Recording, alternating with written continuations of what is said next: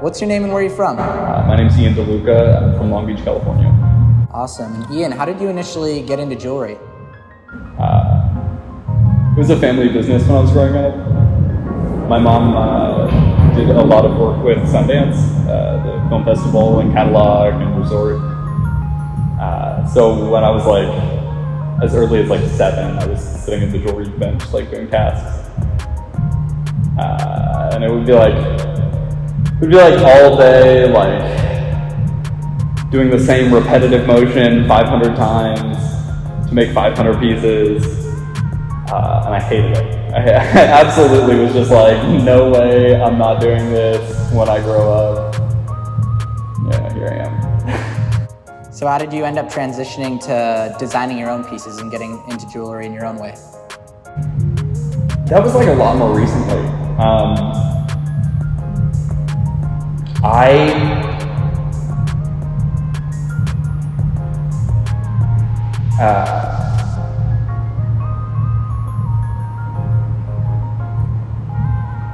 I just kind of like, I think over my life, I had like realized at a certain point that I had learned enough about the different processes and about how to like combine them together that it just kind of hit me one day that I could approach this with like creative freedom. And that a lot of the things that people were designing and doing were not interesting to me, and that I could push them further if I did it myself. Cool. And what was that first piece when you started to express yourself creatively and do your own thing? Like, what was the first piece that you made? I actually marked that as the AirPods. I had done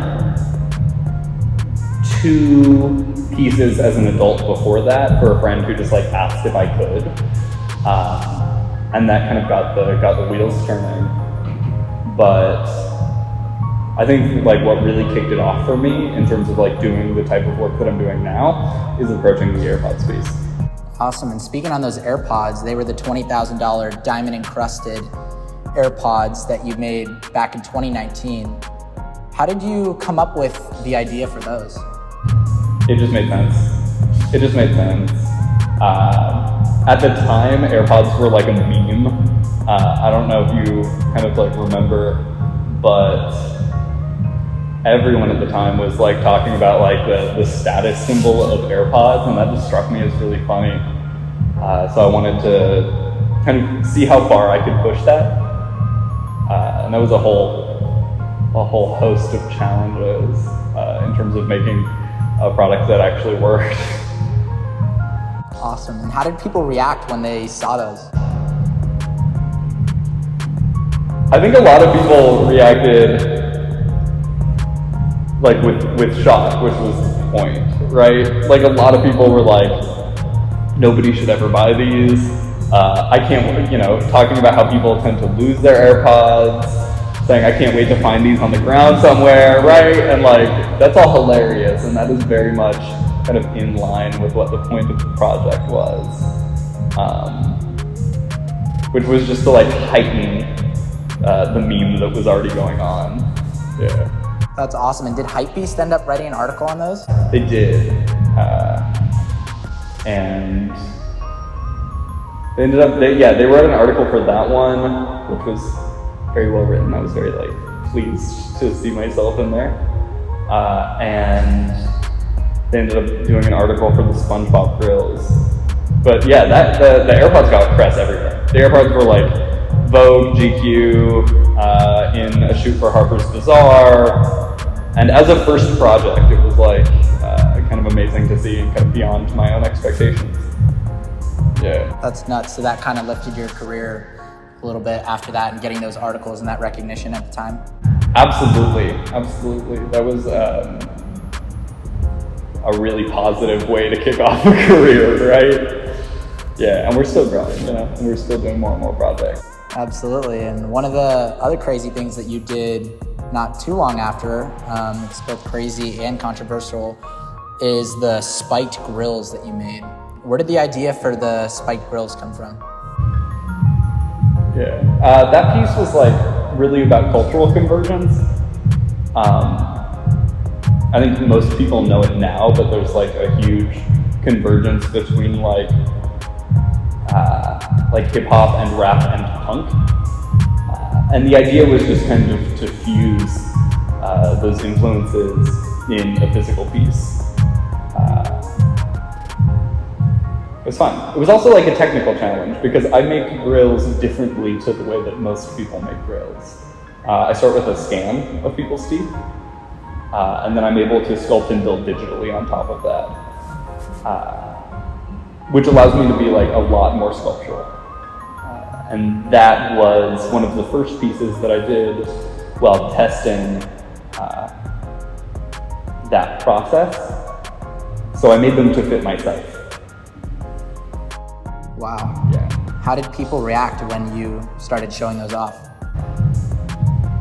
You know, similarly to the AirPods, right? Like, it was a lot of comments about like, don't get punched in the mouth with them on, which is fun. It's really fun to like make something that people think is worth talking about.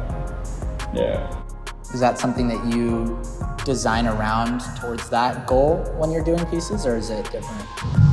Early on I did, definitely.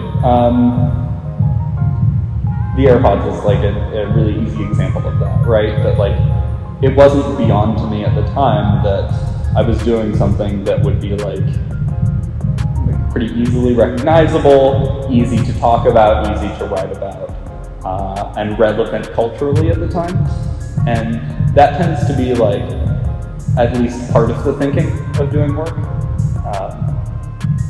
Just from a business perspective, it has to be, because obviously like a lot of resources go into making each piece, and then you need something that people will be able to recognize, that looks like your work, that stands out from the crowd, and looks like, you know, not even just for my clients, but, you know, for myself to be able to like create something that is clearly something Ian made. Yeah. Absolutely. And for the spike grills specifically, you took photos and they were in someone's mouth. Whose mouth was that? Mine. Yeah, that was my own mouth. And my girlfriend took those pictures. Yeah, it's very punk. It's very wet. That's wild. So in theory, someone could wear those. You could put those in someone's mouth. Oh, absolutely. Yeah. I mean, they would have to be custom fit to whoever's mouth, but they definitely work. I think that if I were to make them for anyone else, I would round the tips a little bit because they stuck into my lips like a lot. You got to be a little careful, right? It's more of a runway piece. It's more of a photo shoot piece than it is something comfortable to wear all the time. But I could easily adapt it to something that was like, you know, a little bit more comfortable to wear, or at least a little safer to wear. And I've really been wanting to ice that piece out too. Absolutely. Speaking of icing that out, you know, I know you were recently posting about icing those out for either Uzi or Carti. Is that something that you think is actually going to happen? Working on making it happen, you know. I would love to. Yeah, those two people seem like they would be able to like rock that piece like probably better than anyone. So if we could get them interested in that piece, that'd be a joy to make for either of them. And it would hit even harder if it were iced out. Honestly, the metal one is cool, but like if that shit shined, like another level. We'll have to pull some strings on that one, make it happen. Yeah, we're gonna have to try, right? Definitely. So, speaking of grills in general, like, what specifically attracted you to want to design grills out of any piece of jewelry? Like, why grills? There's a few different ways I can answer that. There's, I had been within the jewelry industry anyway, right? And I had kind of watched some very large traditional pieces being made. And I noticed that nobody would take grills seriously or with the respect that I believe that it deserved. And I didn't like really think that was fair, either from like a cultural standpoint or just from a technical standpoint.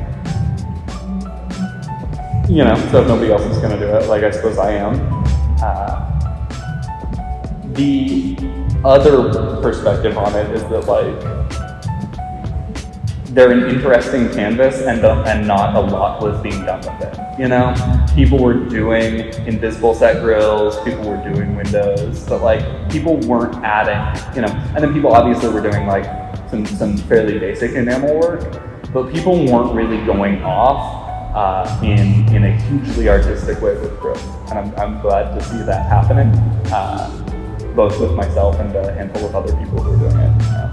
Absolutely. And how did you teach yourself to use that technology behind it? Because you said you scan your own mouth, or their mouth is the approach that you take. Yeah, I can't speak too much on it because I am still one of like the only people who are doing it. But I dropped a lot of resources trying to figure out how to make that possible. For the most part, nobody that I approached was able to design something that fit the T. And that was just a hurdle that we were able to get around after, I don't know, fucking 18 months, right? Yeah. Absolutely. And speaking of the grills, how did J Balvin initially end up rocking your grills? That's a fun story. Balvin is like almost the reason that I make grills. He and I met at a Harper's Bazaar shoot. I had been invited by Kim Jones, who runs Dior, and he was interested in using the AirPods as a prop during the shoot. So I went to the shoot, met Balvin. He was taking some photos for Instagram with like the AirPods in, and I just like went up and talked to him. I was like, hey, like, will you tag me in those?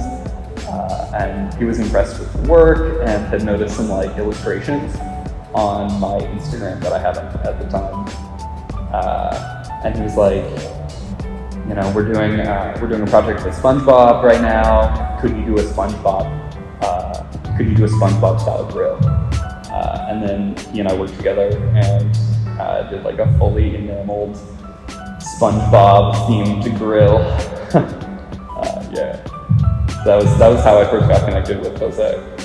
That was wild. And how's that relationship been since you got connected? Oh, like absolutely wonderful. Like I respect him so much as an artist and as a person. And it's been very clear that he also respects me artistically and not just like as a dueler or whatever. So he and I have a lot of fun kind of like bouncing ideas back and forth for newer pieces and things that, you know, nobody's seen before, et cetera, et cetera. Yeah. We just like to push boundaries. That's crazy. He's definitely trying to innovate in the jewelry game, and he's very unique with the type of pieces that he wears. Oh yeah. I mean, he can appreciate it as art. Like without a doubt, he's somebody who sees the kind of contemporary jewelry space as one that is like filled with unrecognized pop art.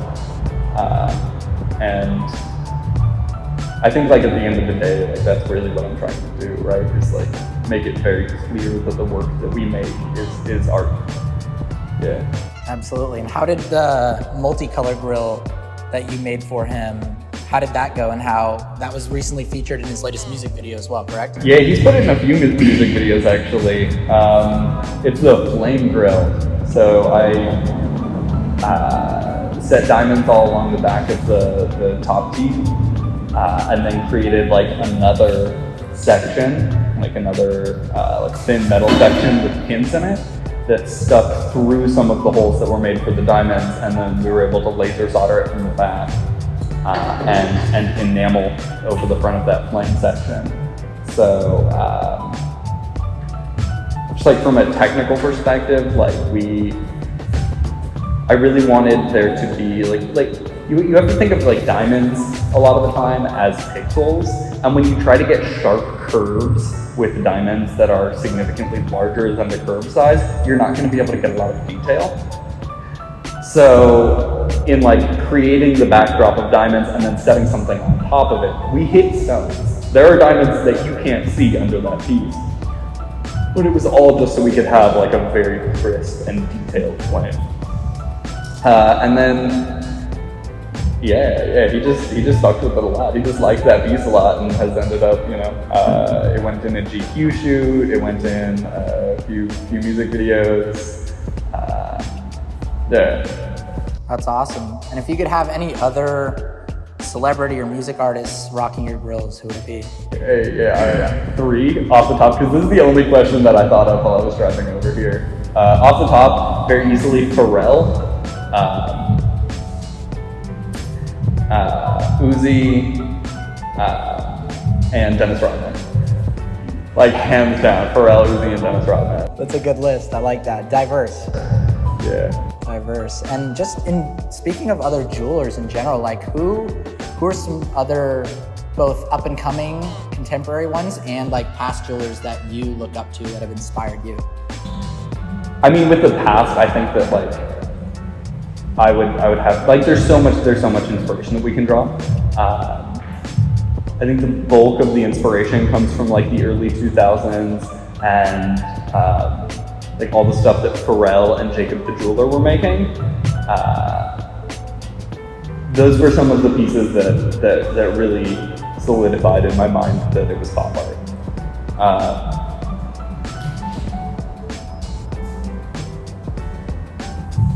You can also go back to like some of the technical things that were happening in the 1920s with like Van Cleef's mystery setting and like just the like attention to detail that a lot of that work had that we kind of don't see in contemporary jewelry making. But Ben Baller, Alex Moss, Eliante, like great guys. Yeah, good work. All solid work from all of them. Yeah, no complaints. Awesome.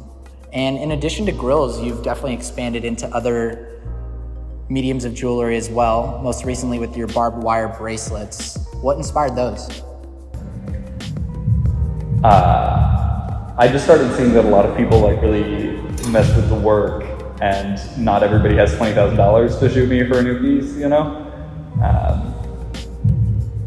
It's such a joy to like see people wearing something that you made and like really rocking with it. So that was just a way for me to like create something that could go to as many people as possible. And I intend to keep doing that in addition to the like really high-end custom stuff. Just went wonderfully. Yeah. That's awesome. And so that in like 2 days. That's crazy. And how did the Claremont twins end up rocking those? Oh man. Funny enough, the Claremont twins I think have been photographed in all of the barbed wire pieces. I wanted to do the barbed wire piece a long time ago. I had designed that piece in 2019, like basically right after I made the AirPods. And then I met Chris Kites, actually through J Balvin, and he and I like clicked really well, and we like immediately started talking about collaborating. And that was like an obvious piece to kind of form a collaboration around. But I knew that I still wanted to do it in metal. So we did it. The Claremont twins were photographed through him somehow in the barbed wire piece that was a Kites collab. But then this time I'd been out with a friend of mine and he introduced me to his roommate, which is this like really cool photographer called 74.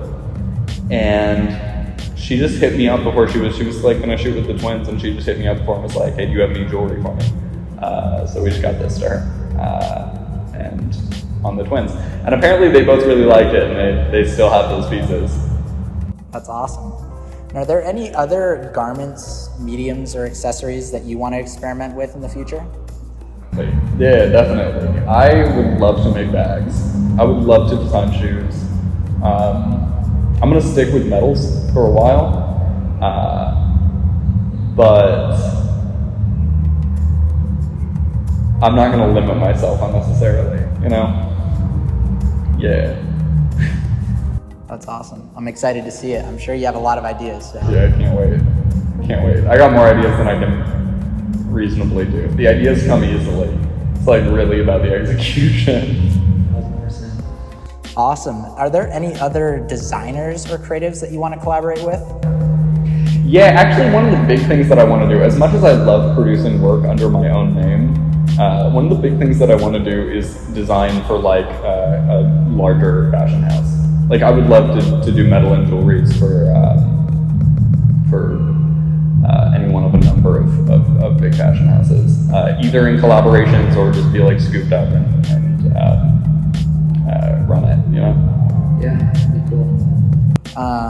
Fantastic. Well, what should we expect to see next from you? Because, you know, you've been doing a lot of crazy stuff, getting on J Balvin with the bracelets and everything else, but what should we expect to see next? Yeah, we're doing more bracelets, definitely. I've been going back and forth with designs on the follow-up piece for the barbed wire. Balvin asked me to design a piece that I cannot talk about yet, but that is, if I end up making this piece as I've designed it now, it's gonna be like the king of grails, honestly. Like it's gonna be something that like nobody has seen before, and I'm stoked to make that happen.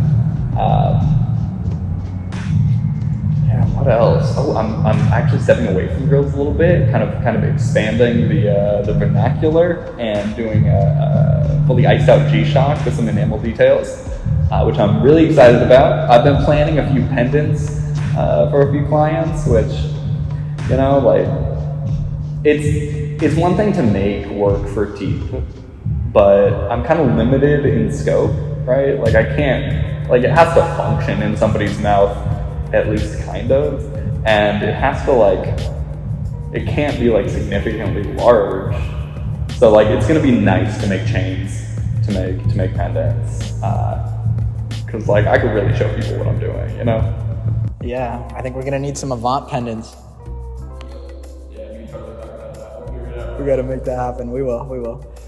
Awesome. Well, you got a lot of stuff going on right now, a lot of stuff in the future. But you know, what do you want to be known for at the end of the day?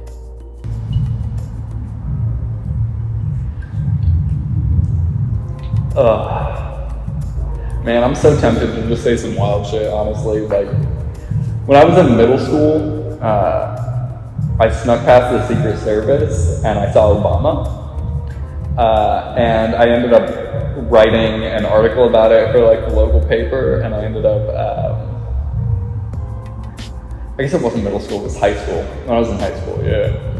And I ended up getting interviewed about it on the news and stuff like that, and they asked me what I wanted, if I wanted to go into journalism and all this, and I just went, nah, I want to be like a food critic. So I really was about to say some wild shit like that, like, oh yeah, gory. Nah, I think I want to like, I don't know, I want to be a gardener. Like, yeah.